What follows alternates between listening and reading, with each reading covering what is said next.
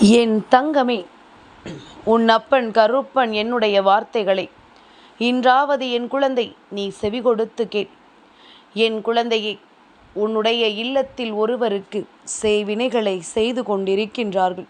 அதுவும் சாதாரணமாக அல்ல, ஒரு உயிரே போகின்ற அளவிற்கல்லவா செய்து கொண்டிருக்கின்றார்கள்.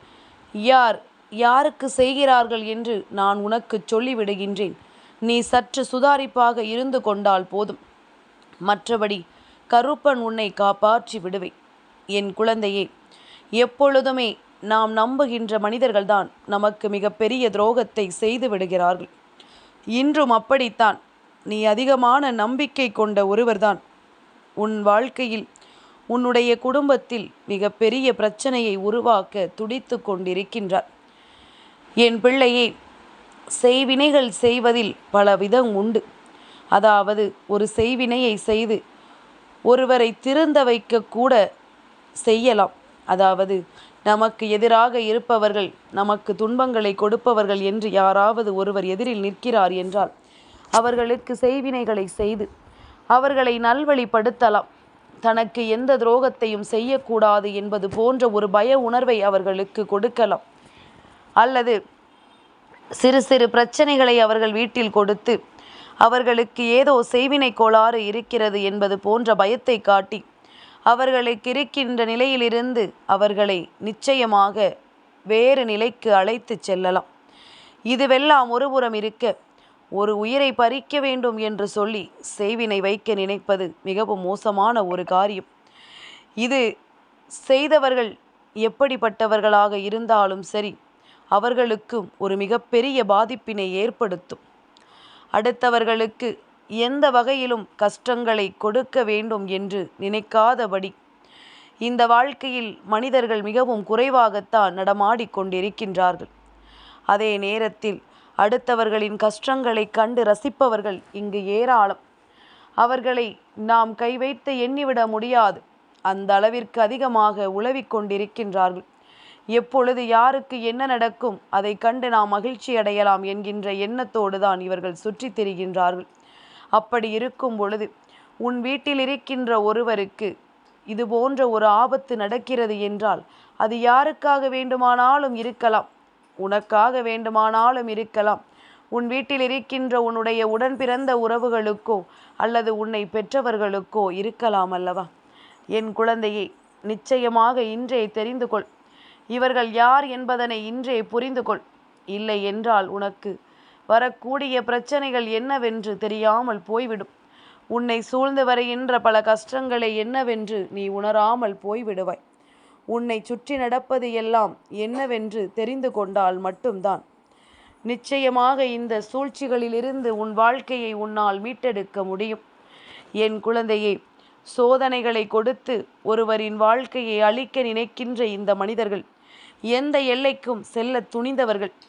இவர்கள் கையில் எடுத்திருக்கின்ற ஆயுதம் என்னவென்று உன் அப்பன் சொன்னால் நிச்சயமாக உன் குடும்பத்தில் இருக்கின்ற இவர் செய்தது எத்தனை பெரிய தவறு என்பதனை நீ புரிந்து கொள்வாய். என் குழந்தையே, இவர்கள் தன் கையில் எடுத்திருக்கின்ற மிக பெரிய ஆயுதமானது உன் குடும்பத்தில் ஒருவருக்கு இருக்கின்ற தாழ்வு மனப்பான்மை. அதாவது, மற்றவர்களோடு ஒப்பிட்டு எப்பொழுதும் தன்னை தாழ்த்தி கொள்கின்ற குணம் படைத்த ஒருவரை இவர்கள் அவர்களுக்கு சாதகமாக பயன்படுத்தி கொண்டிருக்கின்றார்கள்.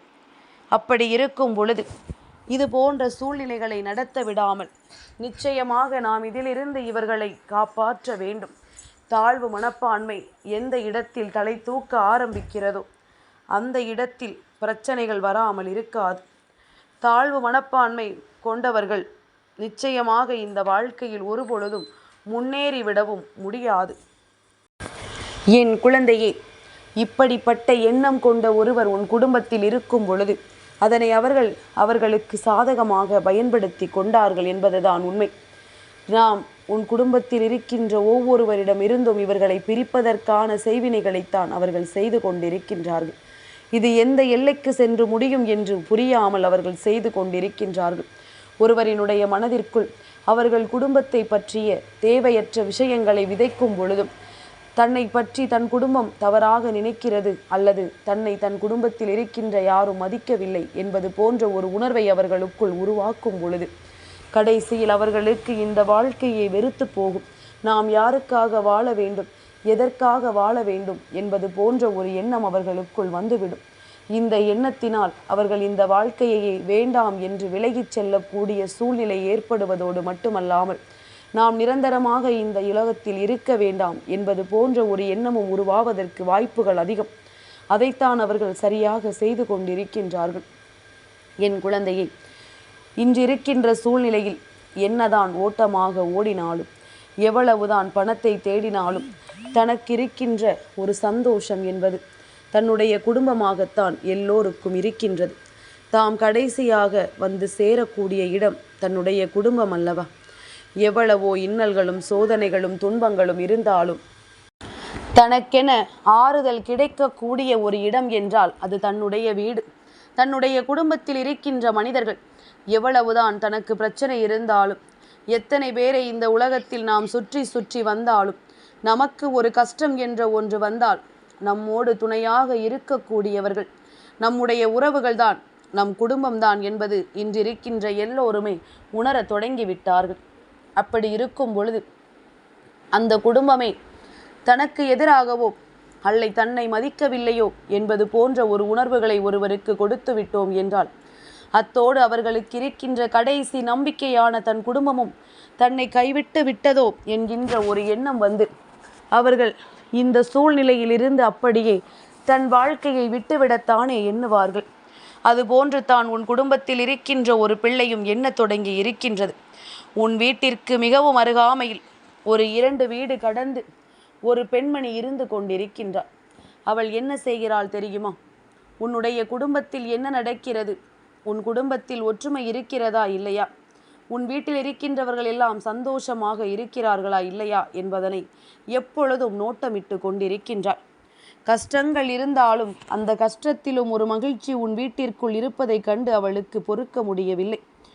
எவ்வளவோ உணவுக்கு வழியில்லை என்றாலும் கூட, எவ்வளவோ கஷ்டங்கள் இருந்திருந்தாலும் கூட, நீங்கள் ஒற்றுமையாக இருப்பதும் சந்தோஷமாக சிரித்து மகிழ்வதும் அவர்களுக்கு அத்தனை மன வருத்தத்தை கொடுத்திருக்கிறது. ஒன்றுமில்லை என்றாலும் இவர்கள் சிரிப்பிற்கு மட்டும் பஞ்சமில்லை என்பது போன்ற ஒரு எண்ணத்தை அவர்கள் வெளியில் மற்றவர்களோடு நக்கலாக பேசி சிரித்து கொண்டிருக்கின்றார்கள். இந்த அளவிற்கு மோசமான எண்ணங்களை கொண்ட இவர்களிடத்தில் இருந்து என்ன நடக்கிறது, ஏது நடக்கிறது என்பதனை நான் உனக்கு சொல்லிவிட வந்திருக்கின்றேன். என் குழந்தையே, இவர்கள் செய்கின்ற விஷயங்கள் எல்லாமுமே எப்பொழுதுமே உன்னுடைய குடும்பத்தின் மீது கொண்ட பொறாமையினாலும், இவர்கள் குடும்பம் நல்லபடியாக வந்துவிடக்கூடாது என்கின்ற எண்ணத்தினாலும் தான். எல்லா விதமான சூழ்நிலைகளையும் நிச்சயமாக உன்னோடு இருந்து தெரிந்து கொண்டவர்கள். நீ பட்ட கஷ்டங்களும், நீ ஒவ்வொரு அடியையும் எடுத்து வைக்க எத்தனை முயற்சிகளை செய்தாய் என்பதனையும் இவர்கள் நிச்சயமாக தெரிந்து கொண்டவர்கள். இதுதான் இவர்களின் பொறாமை எண்ணங்களுக்கு மிக முக்கிய காரணம். என்ன நடக்கிறது, ஏது நடக்கிறது என்று நீ இவர்களோடு தெளிவுபடுத்த இவர்கள் உன் வாழ்க்கையில் வேண்டும் என்றே பல இன்னல்களை கொடுக்க துணிந்து விட்டார்கள். வேண்டும் என்றே பல சோதனைகளை கொடுக்க தயாராகி விட்டார்கள். இவர்களை இப்படியே விட்டுவிட்டோமானால் இவர்கள் நம்மை விட நல்ல நிலைக்கு வந்து விடுவார்கள், நம் குடும்பத்தை விட இவர்கள் சரியான நிலைக்கு சென்று விடுவார்கள் என்று சொல்லி வேண்டும் என்றே உன்னுடைய குடும்பத்தில் கலகத்தை மூட்ட இவர்கள் பல சூழ்ச்சிகளை செய்ய தொடங்கி இருந்தார்கள் அல்லவா? அந்த இடத்தில் உன் அப்பன் கருப்பன் நான் நின்று புரிந்து கொண்ட விஷயம் என்ன தெரியுமா? நான் சொன்ன விஷயங்கள் எல்லாமுமே உன்னுடைய வாழ்க்கையில் நின்று உனக்கு கிடைத்த அத்தனை துன்பங்களுக்கும் இவர்கள்தான் காரணம் என்று. இவர்கள் உன்னுடன் பிறந்த உறவு, உன்னுடன் பிறந்த ஒரு உறவிடத்தில் பல விஷயங்களை சொல்லி உன் வீட்டில் இருக்கின்ற ஒவ்வொருவரின் மீதும் தீய எண்ணங்களை விதைத்து கொண்டிருக்கின்றார்கள். தீய சிந்தனைகளை கொண்டு அவர்களின் மனதை மாற்றுகிறார்கள். ஒட்டுமொத்த குடும்பமும் அவர்களுக்கு எதிராக இருப்பது போல ஒரு உணர்வை கொடுக்கிறார்கள். சாதாரணமாக அவர்கள் செய்வது தவறு என்று தெரிந்து வீட்டில் முடியாது என்று ஒரு காரியத்தை சொல்லி இருந்தால் கூட அதனை தவறாக சித்தரித்து அவர்களிடத்தில் வேண்டும் என்றேதான் உன் குடும்பத்தில் இருக்கின்றவர்கள் உனக்கு இப்படி செய்கிறார்கள். மற்றவர்களுக்கு கொடுப்பதை கூட உனக்கு தருவதில்லை. மற்றவர்களுக்கு நல்லதை செய்கிறார்கள், உனக்கு மட்டும் தீயதை செய்கிறார்கள் என்பது போன்று சொல்லி அவர்களினுடைய மனதிற்குள் தீய எண்ணங்களை இவர்கள் விதைத்து கொண்டிருக்கின்றார்கள். இப்படி ஒவ்வொரு விஷயத்திலும் உன் குடும்பத்தில் நடக்கின்ற விஷயங்களை எல்லாம் உன்னுடைய உடன் பிறந்த உறவு அவர்களிடத்தில் போய் சொல்லச் சொல்ல அவர்களும் தீய எண்ணங்களை இவர்களுக்குள் விதைத்து கொண்டிருக்கின்றார்கள். இது போன்ற எண்ணங்களும் சிந்தனைகளும் ஒருவருக்குள் உருவாகும் பொழுது அவர்கள் நிச்சயமாக தவறான பாதையை தேடி செல்வது வழக்கம்தானே. இப்படித்தான் உன்னுடைய உடன் பிறந்த உறவும் உன் குடும்பத்தை வெறுத்து வெளியே செல்ல நின்று கொண்டிருக்கின்றது. இந்த நேரத்தில் நீ விழித்து கொள்ளவில்லை என்றால் இந்த சூழ்ச்சிக்காரிகளினுடைய அத்தனை செயல்களும் ஈடேறிவிடும். அவர்கள் நினைத்ததையெல்லாம் நிச்சயமாக சாதித்து விடுவார்கள். உன் குடும்பம் என்னவாக வேண்டும் என்று நினைத்தார்களோ அதையெல்லாம் உன் உடன் பிறந்த உறவை வைத்து சாதிக்க நினைத்து கொண்டிருக்கின்றார்கள்.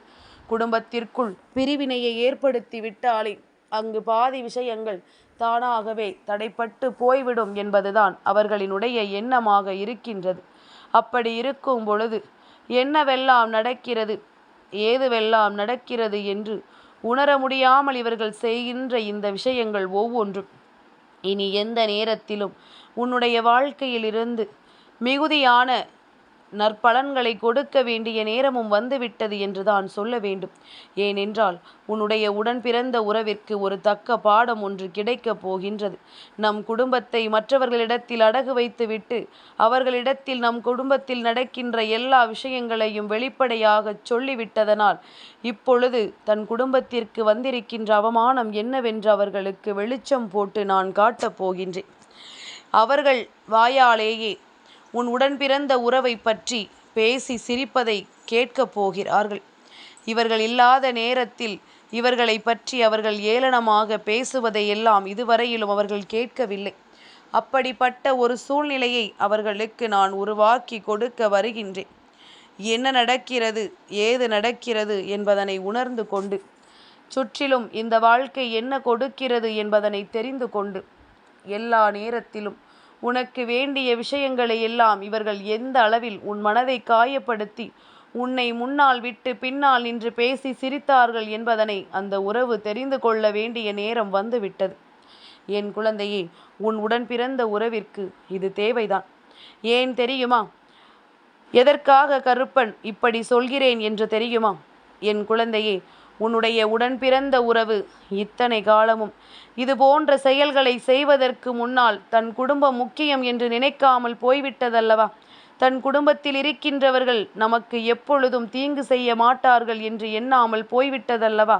எப்படி ஒருவருக்கொருவர் குறைத்து மதிப்பிடுவார்கள், ஒருவரோடு ஒருவரை எப்படி ஒப்பிட்டு பார்ப்பார்கள் என்று உன் உடன் பிறந்த உறவு சிந்திக்காமல் போய்விட்டதல்லவா? சரி, ஏதோ தவறுதலாக நடந்துவிட்டது என்றாலும் வைத்துக்கொள்.